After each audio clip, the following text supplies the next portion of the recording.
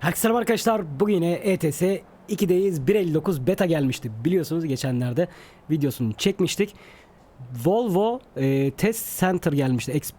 Experience mı? Experimental Center mı? Öyle bir şey gelmişti. Yani Volvo test alanı gelmişti. Volvo araçlarının test yapılabildiği bir bölge eklenmişti. Ama haritada gizli bölge olarak gözüküyor. Kendiniz keşfetmeniz gerekiyordu. Hemen şöyle. Ha bu arada geçenlerde söylediğim o klavyeyi de aldım. Şöyle direksiyon kamerasına göstereyim. O dediğim klavye bu arkadaşlar. Sadece numerik bölümü yok. Numerik bölümü olmadığı için sıfır kamerasının yön tuşlarını şuradaki oklara atadım. Oyunun profil bölümündeki kontrol dosyasından tuş atamasını değiştirmeniz gerekiyor. Google'a yazdığınız zaman çıkıyor zaten karşınıza. Burası mouse. Şöyle gördüğünüz gibi. Bildiğiniz laptop mouse'u var burada. Mouse tıklamalarını yine buradan yapıyorsunuz. Herhangi bir reklam vesaire değil bu arada. Normal gittim vatan bilgisayardan aldım geldim öyle söyleyeyim yani. Bununla bu şekilde kucağıma koyup istediğim gibi kontrolünü sağlayabilirim. İstediğim yere koyabilirim. Ya da video esnasında burada bile kullanabilirim yani öyle söyleyeyim. Bu şekilde bile kullanabilirim. Şimdi Volvo Center hemen şöyle şehir olarak da sizlere göstermiş olayım. Ben bir yük aldım ama yük bambaşka bir yere gösteriyor. Bu arada bu Volvo Center için İskandinavya DLC'nizin olması gerekiyor. Göteborg şehrinde çünkü. Göteborg şehrinde bakın şu işaret attığım bir alan var. Şurada bir şirket var VPC diye. Bu VPC şirketinin hemen şu üst tarafında şurada bir yol başlıyor. Buraya geldiğiniz zaman burası kapalı değil. Çarpı işaretleri yok yani. Buraya girdiğiniz zaman dümdüz gidiyorsunuz. Şöyle işaret atayım tekrar. Dümdüz gidiyorsunuz. Buradan bir yerden sıfır kamerasıyla ben gördüm. O alana gireceğiz şimdi. Volvo Test Center'ı keşfetmiş olacağız. Aracımız tabii ki Volvo. Volvo Center'a gidip de Scania ile girmeyelim değil mi yani? Şöyle yan tarafında bir yere konumlandırdım. Böyle kalabilir yani. Direksiyon kameramız yine aktif bugün. Mikrofonumuzu da kendimize doğru çekelim. Bu arada şu gösterge panelini çalıştırdım. Çalıştırabildim yani. Pithouse programı vardı biliyorsunuz bu direksiyon setinin. O program üzerinden konfigüre etmek gerekiyormuş. Konfigüre ettikten sonra çalıştı ama her oyunda çalışmıyor. Her oyunun desteği yok. Mesela The-Bus'ta öyle bir destek yok. Fernbus'ta falan öyle bir destek yok maalesef. ETS'de, ATS'de çalışıyor ya da ne bileyim Assetto Corsa tarzı oyunlarda çalışıyor. Navigasyon da var. Navigasyon da aktif ettim ama navigasyon sadece oyunun orijinal haritasında çalışıyor. Ve çizdiğiniz rotayı göstermiyor. Sadece gittiğiniz yeri gösteriyor. Hani şeyi gösteriyor. Haritada sizi mavi olarak yine gösteriyor. Hareket ediyor. Nereye gittiğinizi görebiliyorsunuz. Ama çizdiğiniz rotayı göstermiyor. O yüzden navigasyona bir anlamı yok. RPM ışıklarını çalıştırabildim. Onlar da çalışıyor artık. Biraz şöyle sesi kısalım. Hem direksiyondaki hem de gösterge panelindeki şöyle gördüğünüz gibi RPM ışıkları da çalışıyor. Haydi bakalım yolumuza çıkalım. Hazırız. Bu arada retarder kolumu takmadım. Retarder koluyla alakalı bütün bağlantıları tekrardan Hüseyin abiye geri gönderdim. Tek kutu halinde hazırlayıp vites kolu da çünkü buna uyumlu değildi benim. Scania vites topuzu vardı biliyorsunuz. Bu vites kutumuza uyumlu değil. O buna uyumlu hale getirecek. Retarderimizi İşte imdat kolumuzu, o vites topuzunun üzerindeki aktarma düğmelerini vesaire onlar tek bir buton halinde olacak. Yani tek bir kontrolcü halinde olacak. Bana tekrardan geri gönderecek. O yüzden retarder kolumuz şu anda aktif değil. Retarderi sol taraftaki sinyalin altındaki şeye atadım. Hız sabitleme tuşlarına atadım. Orada da kullanılabiliyor. Sıkıntı yok. Sadece bir anda cart diye yukarı çekemiyorsunuz ya da cart diye aşağı çekemiyorsunuz. Yaylı sistem aşağı yukarı olarak kullanabiliyorsunuz.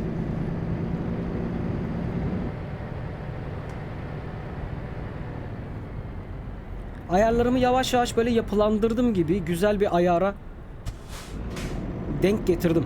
Yani direksiyon aşırı sert değil. Dönüşlerde kendini çok güzel topluyor yine. Gördüğünüz gibi mesela. Çok rahat bir toplaması da var. Sert de değil. Aynı elektrikli direksiyon kıvamına getirdim. Kendi arabamın kıvamına yaklaştırmaya çalıştırdım yani en azından. Yabancılık çekmeyeyim diye. Şuradan gidiyorduk yanlış hatırlamıyorsam. Evet, yeni yol güncellendi dedi. Evet, buradan. Buradan böyle devam ediyoruz.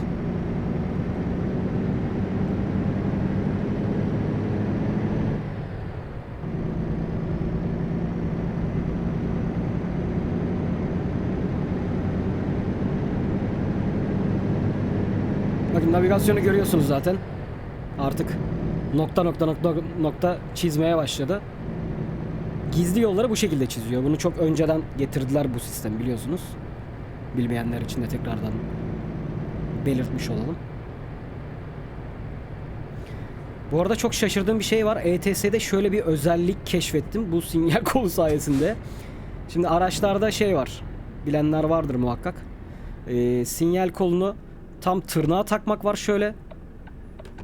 Bir de tam tırnağa takmadan hafif şöyle aşağı çekip bıraktığınız zaman otoban sinyali diye geçer. 3 ya da 5 kere 4 kere falan araç sinyal verir. Sonra tık diye kendini kapatır. ETS'de böyle bir şey varmış. Bak. Bak. Şu an tırnağa takılı hali. Bak, tırnağa takılı değil. Tık kendini kapatıyor. Otoban sinyali varmış ETS'de. İlk defa gördüm öyle bir şeyi.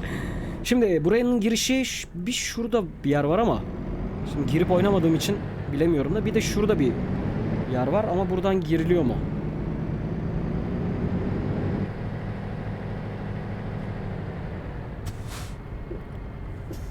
Buradan bir giriş galiba yok ama ya. Burası kapalı çünkü. Bakayım. Yok, burası kapalı. Bakayım. Yok abi, buradan bir giriş yok. Sanırım öbür taraftan. Yani dediğim gibi sıfır kamerasıyla baktım ama girmedim.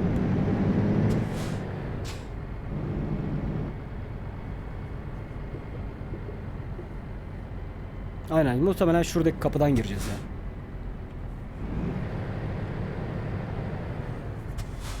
Bu arada 1800 dereceye alışmaya çalışıyorum.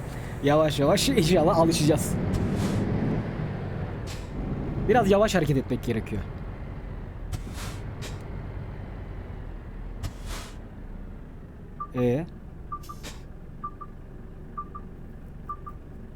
Abi nereden giriyoruz? Buradan da giriş yok.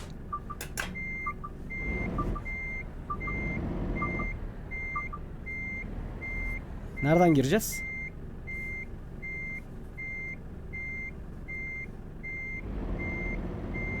Şurada ilerliyor. Oradan giriş yok. Öğüt.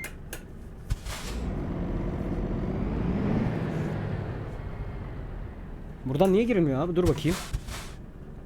Hemen şöyle bakalım.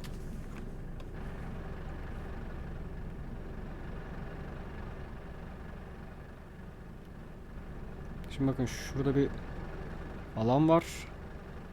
Şurada bir kapı başlıyor.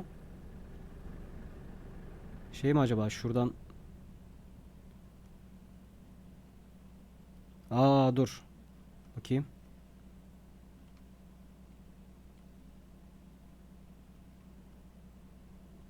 Buradan da girilebilir ama şuradan giriliyor. Tamam. Tamamdır. Çözdüm olayı. Çözdüm abi olayı.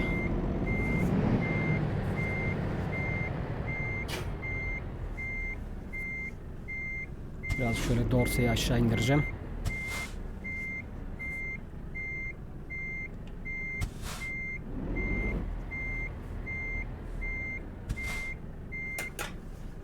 Çıkartırız inşallah arabayı.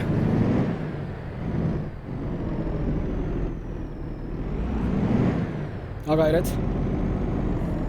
Ha gayret ya muzafferiyet. Ha gayret. Eyvah, bir yere taktık galiba. Dur. Ha şöyle.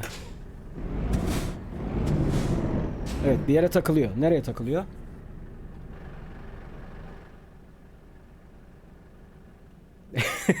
Evet, böyle daha zor. Dur.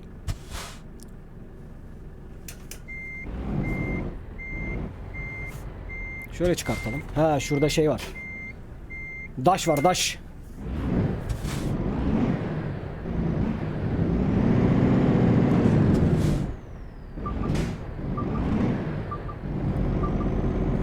Hadi yavrum. Hadi yavrum. Hadi yavrum.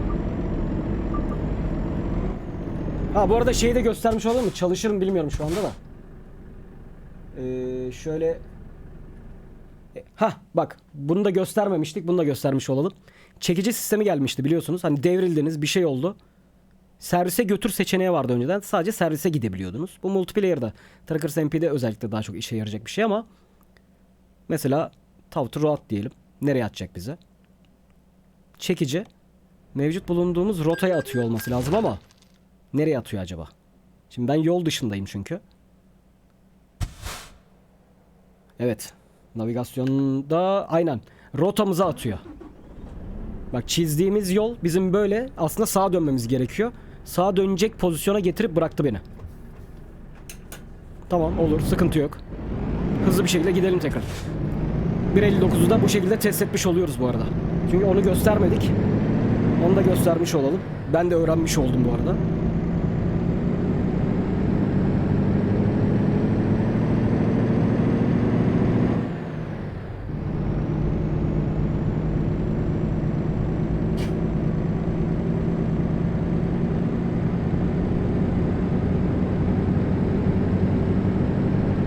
Yani hızlıca varalım oraya.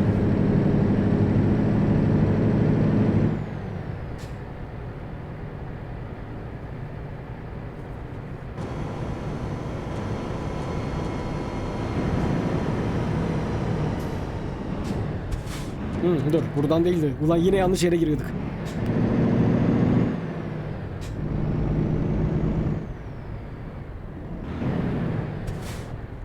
Buradan da giriliyordu, öbür taraftan da giriliyordu. Buradan girelim.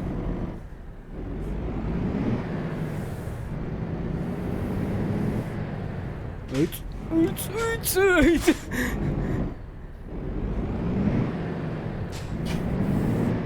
Yanlış tuşa bastık. Aynen buradan girdik abi test alanına artık. Evet, Volvo test alanına hoş geldiniz. Şimdi bir sürü alan vardır diye düşünüyorum. Nereden başlayalım? Şimdi burası nereye gidiyor mesela? Şuradan bir başlayalım keşfetmeye.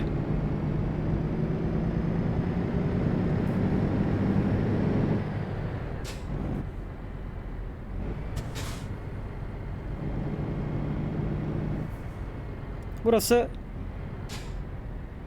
bekleme alanının anladığım kadarıyla başladığı yer. Şöyle bir dönüş yapalım.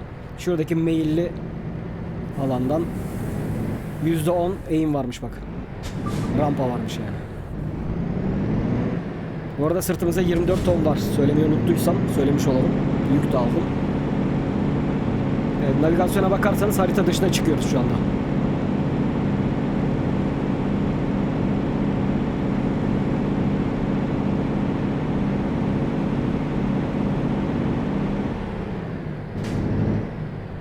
Evet, hoppa.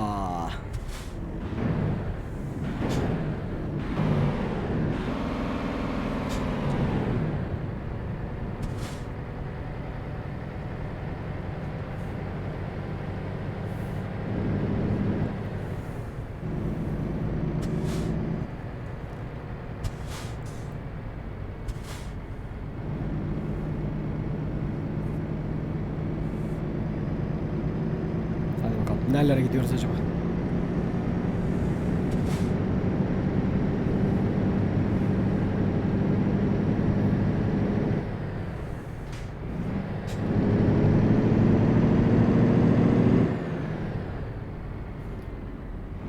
Şurada bir yer var.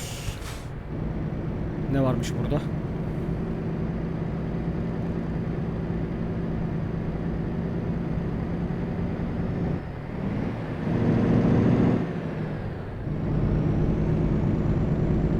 Yandaki yol da buraya bağlıyormuş zaten. Bir şey değilmiş burası.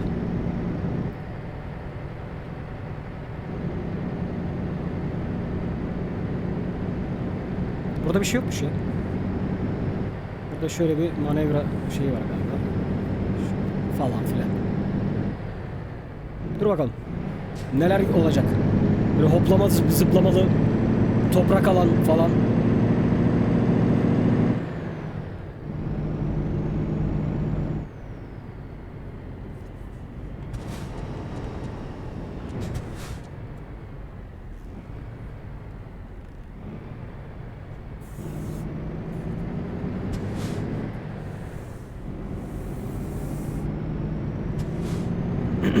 Böyle bir yere bağladı.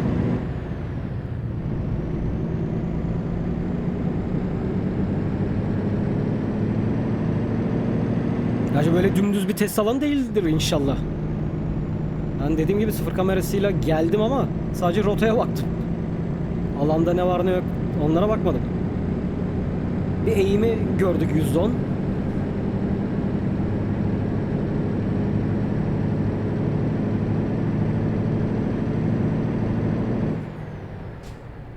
Şurada bir şey var mı?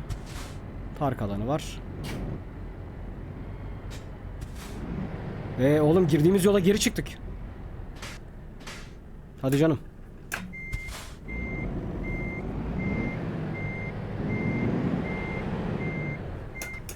Girdiğimiz yola geri çıktık baya.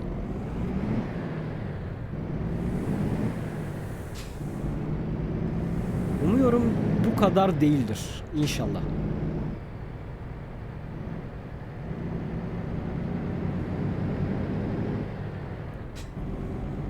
Dur bakalım. Göreceğiz.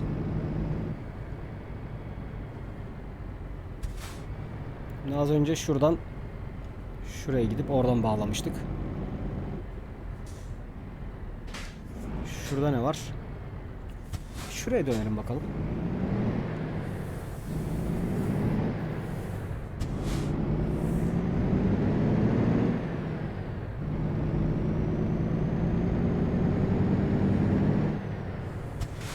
Şurada bak burada falan bir yerler var gibi. Dur bakayım. Burası neymiş? Manevra alanı gibi bir yer yapmışlar sanırım. Ya da boş bir arazi olarak kalmış burası.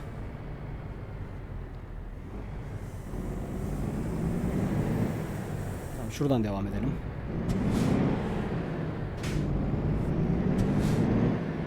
Şurası az önce o eğimli olan yer muhtemelen. Oradan aşağı inmiştik. Şuradan dönüyorum. Burası kapalı bir alan. Şuradan şöyle dönelim. Valla Scania gibi yapmadılarsa çok saçma olmuş bence.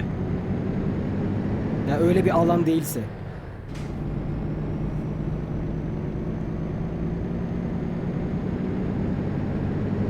Az önce şuradan oraya bağladık zaten. O demir yolunun olduğu yere bağladık. Bu yolda oraya bağlıyordu.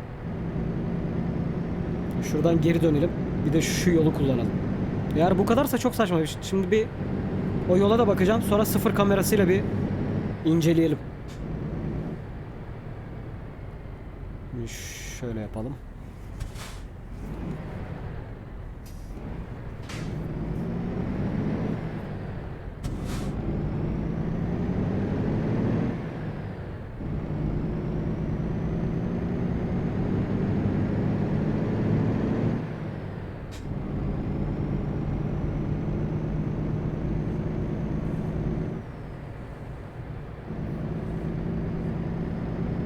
Gerçi az önce de oğlum bu göbekten dönüp duruyoruz işte. Başka da bir şey yok mu ya? Ciddi misin?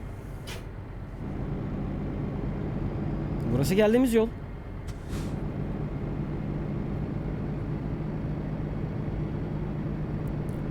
Şurada ne var?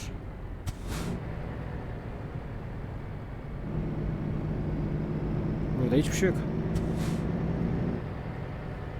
Park alanı gibi bir yer yapmışlar.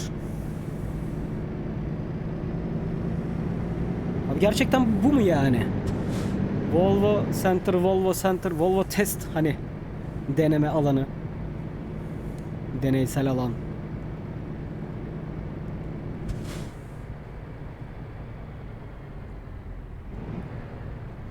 Bir dur bakalım. Hemen bakacağım. Şöyle yapalım. Gel bakalım klavye. Şu test alanına bir de şöyle yukarılardan bakalım. Şimdi bak şurası geldiğimiz yer. Böyle girdik abi.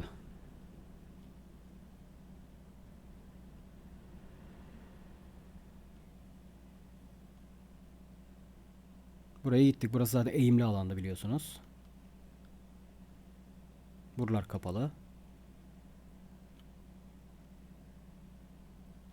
Gerçekten sanırım bu kadar ya. Ciddi olamazsınız ya. Bu mudur yani? Test alanı.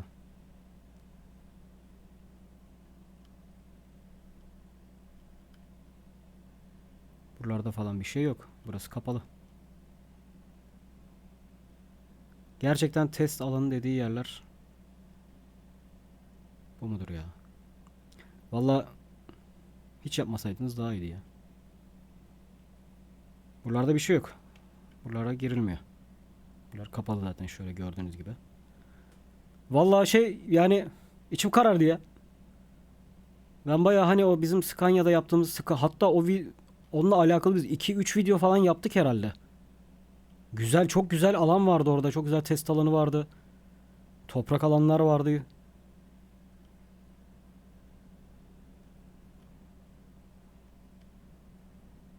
Şuralarda var mı şeyler? Yok abi, zaten bu yol şuradan bizi ileriden döndürüp geri götürmüştü.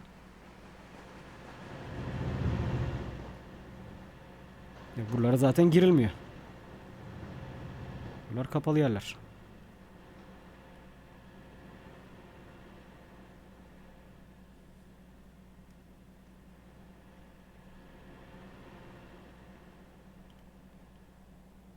Hmm, bayağı yok ya. Bayağı yok. Yok abi. Bu kadar. Gerçekten bu kadar yani. Görüyorsunuz değil mi? Bu mudur yani? Test alanınız. Gerçekten bu kadar mı ya? Yok abi, o kadar da bak. Şöyle biraz daha yukarıya çıkalım. Daha tepeden bakalım.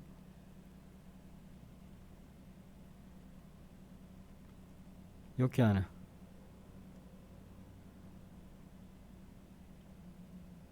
Merak edenler girip bakabilir arkadaşlar yine de. Ama keyif alınacak bir bölge değilmiş. Püh, bir Scania kadar olamadınız be.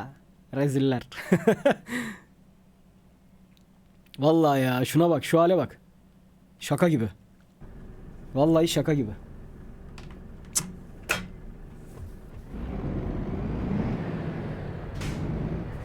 Dur, şuraya gireceğim.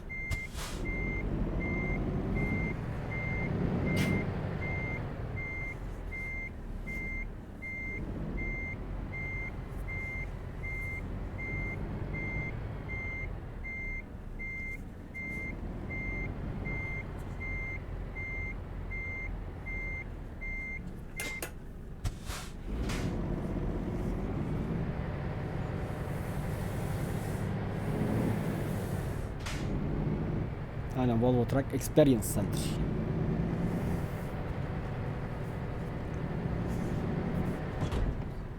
Yuh.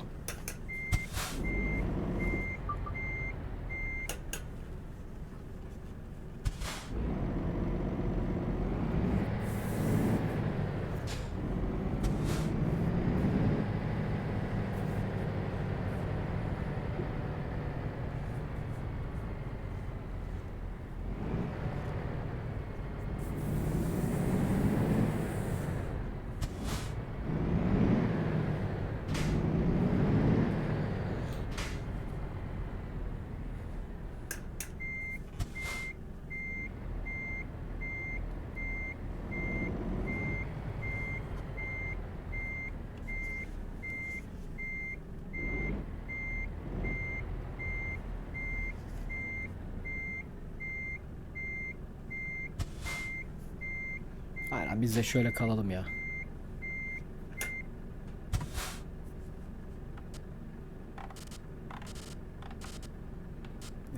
Bunlara ben atama yapmıştım. Aracın körüklerini indirsin diye de böyle çevirmeli olmuyormuş. Bu basılı tutulan bir şey değil çünkü. Neyse, buna başka tuşlar atamam lazım. Böyle olmuyormuş. Bu tuşlar olmuyormuş. Bunlar çevirmeli çünkü. Şu şeye yapılabilir. Bu reset tuşu. Bu dorsa için. Aynen, şuradaki artı eksi tuşlara yapılabilir ya. Klavyedeki çünkü benim körük tuşlarını normalde page up page down falan yapmıştım ben onları. Home and Page Up, Page Down yapmıştım. Bu mini klavyede olmadığı için o. Ya var da fonksiyon tuşlarıyla yapman gerekiyor. Fonksiyon tuşuyla da biraz zor oluyor yani. Neyse. Ayar çekerim. Daha alışacağız. Alışacağız daha yeni sisteme. Elimizin ayağımızın alışması lazım. Daha işte kontağım falan yok. Buton box'ım falan bağlı değil. Retarder kolum işte revizyon olacak, onların hepsi geri gelecek. Vites topuzum gelecek falan filan derken birazcık süreç var yani. Birazcık uzayacak o süreç. Evet arkadaşlar, şöyle yine sıfır kameramıza geçelim.